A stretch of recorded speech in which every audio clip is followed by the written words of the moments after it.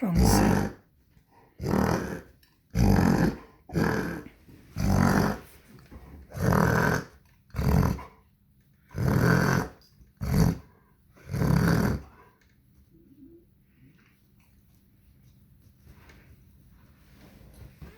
What's up, Bronxy?